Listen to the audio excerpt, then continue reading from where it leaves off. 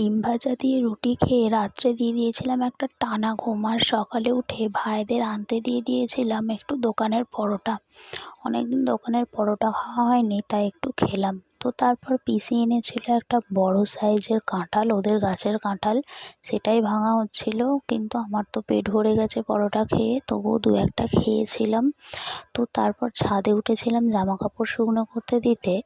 উঠে দেখি আকাশটা পুরো মেঘে কালো করে এসেছে। আমি ভাবলাম যাক ভালোই হলো, অনেকদিন স্নান করা হয় না, বৃষ্টির জলে ভিজে স্নান করব। কিন্তু অনেকক্ষণ বসে থাকার পর বৃষ্টি আর এলো না, তাই বাধ্য হয়ে আমাকে স্নান করেই নিতে হলো। আর যাই স্নান করে নিয়েছি, ঠিক তার 10 মিনিট পরেই দেখো চলে এসেছে ঝমঝমিয়ে বৃষ্টি। কী আর করা যাবে, স্নান তো হয়ে গেছে, আর ভেজা যাবে না, মা বকবে আর শরীরও খারাপ করে যাবে, তাই আর ভিজলাম না। তো তারপর মা দিয়েছিল একটু ইলিশ মাছ ভাজা, সেটাই বসে বসে খাচ্ছিলাম। খেয়ে নিয়ে তারপর দুপুরে খেতেও বসে পড়েছিলাম। আজকে হয়েছিল চিকেন, পটল চিংড়ি, ইলিশ মাছের মাথা দিয়ে পুঁই শাক আর সর্ষে ইলিশ। তো সব কিছু খেয়ে, কালকের একটু দই ছিল, তো আমি কি করব ভেবে পাচ্ছিলাম না। সবাই ছিল, তারপর যেই সবাই ওপরে উঠে গেছে, তো আমি দইয়ের হাঁড়িটা নিয়ে বসে পড়েছিলাম, কারণ আমার দই খেতে খুব ভালো লাগে।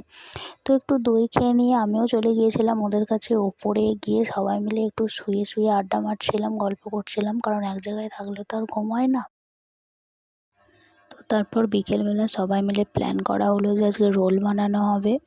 তো সেই মতোই যেমন কথা তেমন কাজ, সন্ধে হতেই নেমে পড়লাম সবাই মিলে রোল বানানোর জন্য।